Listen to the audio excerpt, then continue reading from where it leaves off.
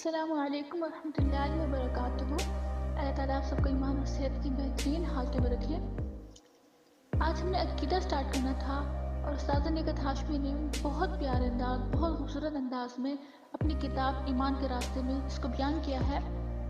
اس کو سٹارٹ کرتے ہیں۔ نحمدہ ونصلی علی رسولہ الکریم، اما بعد فاعوذ باللہ من الشیطان الرجیم، بسم اللہ الرحمن الرحیم۔ رب اشرح لی صدری ویسر لی امری واحلل عقدۃ من لسانی یفقہوا قولی۔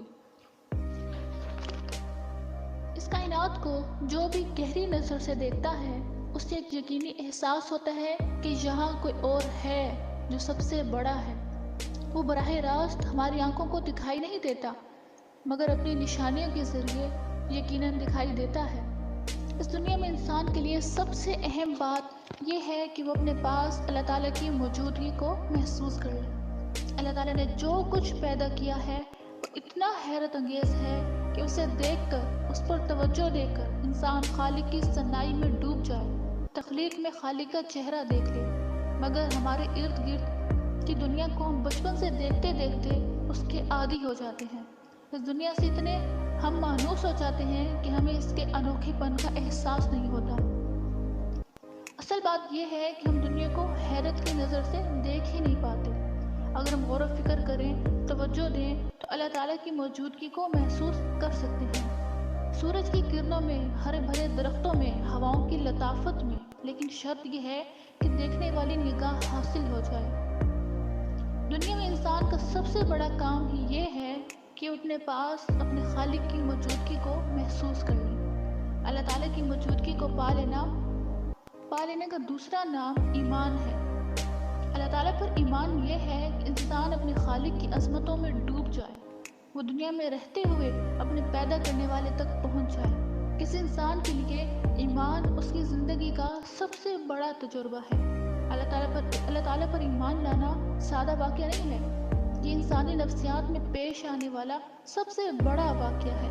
اللہ تعالیٰ پر محض ایمان چند الفاظ کا دہرا دینا نہیں، ایمان تو ایک زلزلہ ہے جو اللہ تعالیٰ کی پہچان سے انسان کے اندر پیدا ہوتا ہے، جس سے اس کا پورا وجود ہل جاتا ہے۔ اللہ تعالیٰ پر ایمان تو ایک سیلاب ہے جو انسان کے سینے میں بہہ نکلتا ہے تو شبہات اور شہوات کو بہا کر لے جاتا ہے۔ یہ ایمان انسان کے لیے روشنی بن جاتا ہے جس سے اس کا پورا وجود چمک اٹھتا ہے اور اس کی زندگی کے سارے معاملات اسی روشنی میں ترتیب پاتے ہیں۔ ایمان کا رنگ تو ایسا ہے جس میں انسان کی زندگی کے سارے معاملات رنگے ہوئے نظر آتے ہیں۔ یہی ایمان تو اللہ تعالیٰ کا رنگ ہے جو پانی سے نہیں چڑھتا۔ دل کی دنیا سے رب کی پہچان کی جو روشنی پھوٹتی ہے یہ اسی کے رنگ ہیں۔ ایمان کی روشنی میں جب انسان کی پوری شخصیت نہا اٹھتی ہے تو وہ ایک نیا انسان بن جاتا ہے۔ اس نئے انسان کے جذبات اللہ تعالیٰ کی حمد میں ڈھل جاتے ہیں۔ وہ اپنی ذات اور حالات کی گرداب سے نکلتا ہے تو زندگی گزارنے کے لیے رہنمائی چاہتا ہے۔ یہ رب پر ایمان ہے جو اس کو اپنے رہنماؤں، اپنے رسولوں پر ایمان تک لے جاتا ہے، جو اسے رب کی کتاب قرآن مجید اور رسول اللہ صلی اللہ علیہ وسلم کی سنت، ان کے طریقے، ان کی تعلیمات، احادیث تک لے جاتا ہے۔ پھر وہ قرآن و سنت کی رہنمائی میں زندگی بسر کرتا ہے تو اللہ تعالیٰ کے فرشتے اس کے دوست بن جاتے ہیں۔ وہ فرشتوں کی وجود اور ان کے کاموں کے بارے میں جان لیتا ہے، یقین کر لیتا ہے۔ اس راستے پر چلتے ہوئے اپنی زندگی کے مقصد کو پہچان لیتا ہے۔ اسے یقین حاصل ہو جاتا ہے کہ اس زندگی کو جدا کرنے والی موت کے بعد دوسری زندگی ملنے والی ہے، جہاں اس دنیا کے اعمال کا حساب کتاب ہوگا۔ اچھے اعمال پر جنت اور برے اعمال پر ہمیشہ کا عذاب ہوگا۔ اسے یہ بھی یقین ہو جاتا ہے کہ اس کائنات میں ہر چیز اللہ تعالیٰ کی تقدیر کے مطابق کام کر رہی ہے۔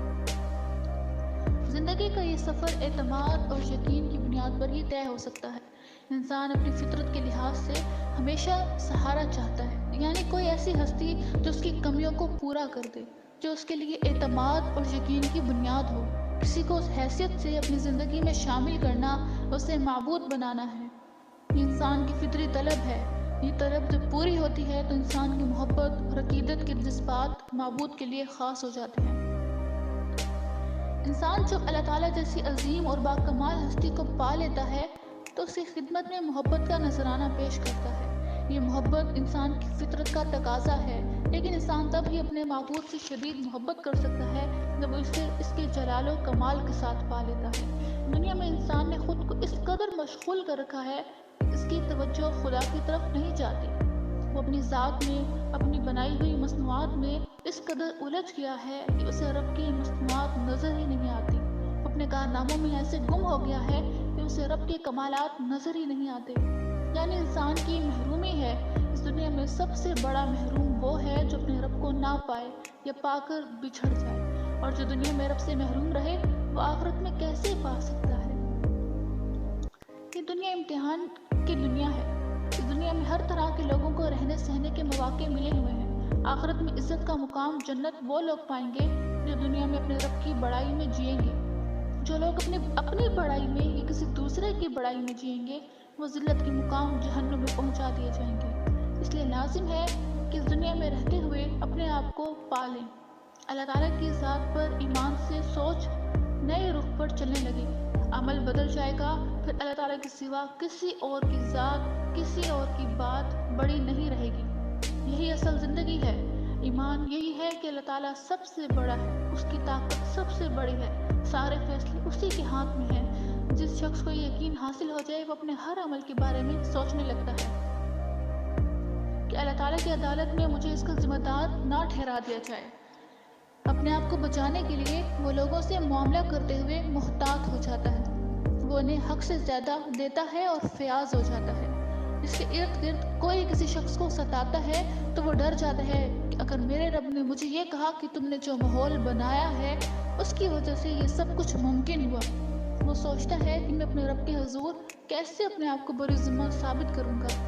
اس کا کوئی دوست غلط کام کرے تو وہ خود کو خطرے میں محسوس کرتا ہے کہ اگر میرے رب نے مجھے یہ کہہ دیا کہ تمہاری وجہ سے اسے اس برائی کی جرت ہوئی تو ایسے میں کیا عذر پیش کروں گا۔ کوئی شخص اسے مدد کے لیے پکارے اور وہ عذر کرنا چاہے تو اس کی روح کانپ اٹھتی ہے کہ اگر قیامت کے دن مجھے میرے رب نے یہ کہہ دیا کہ جس کام کو تم نے عذر بنایا اسے زیادہ ضروری تھا کہ تم میرے بندے کی مدد کرتے، تو ایسے میں کیسے خود کو بچاؤں گا۔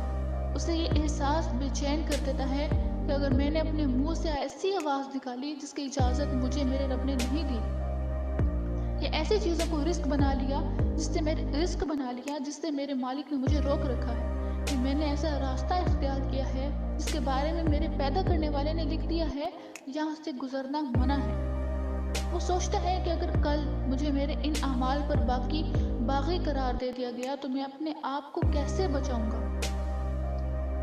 اس دن میں مکھی اور مچھر سے بھی زیادہ بے زور ہوں گا۔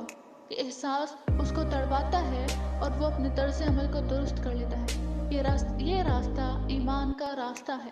ایمان کے راستے پر چلنے والا اپنے دماغ کی کھڑکیاں کھلی رکھتا ہے۔ وہ جو دیکھتا ہے اس میں رب کے نور کو پا لیتا ہے۔ اسے ایمان کے نور سے زندگی گزارنے والا کل رب سے ملاقات کرے گا۔ ایمان کی روشنی کی فیضان سے بند ذہن والا محروم رہتا ہے۔ ایمان کا فیضان تو اسی کو ملتا ہے جو اپنے ذہن کے دروازے کھولنے کے لیے تیار ہو جائے۔ ایمان محض مجموعے الفاظ کو دہرانے کا نام نہیں، ایمان ایک سفر ہے جس کے لیے سیدھا راستہ وہی ہے جس کی ہدایت اللہ تعالیٰ نے اپنے پیغمبروں کے توسط سے دی ہے۔ ایمان کے معاملے میں انسان کی حیثیت پانے والے کی ہے۔ ایمان نفع مند علم اور اللہ تعالیٰ کی دی ہوئی توفیق کے بغیر نہیں مل سکتا۔ اللہ تعالیٰ سے دعا ہے، اللہم حبب الینا الایمان وزینہ فی قلوبنا، اے اللہ ہمارے دلوں میں ایمان کی محبت ڈال دے اور اس کو ہمارے دلوں میں مزین کر دے۔ یہ مستد احمد کی روایت ہے۔ اللہ تعالیٰ سے دعا ہے کہ ہمیں توفیق عطا کر دے اور ہماری مدد فرما دے، آمین۔ سبحانک اللہم و بحمدک، نشہد ان لا الہ الا انت، ونستغفرک ونتوب الیک۔ السلام علیکم ورحمۃ اللہ وبرکاتہ۔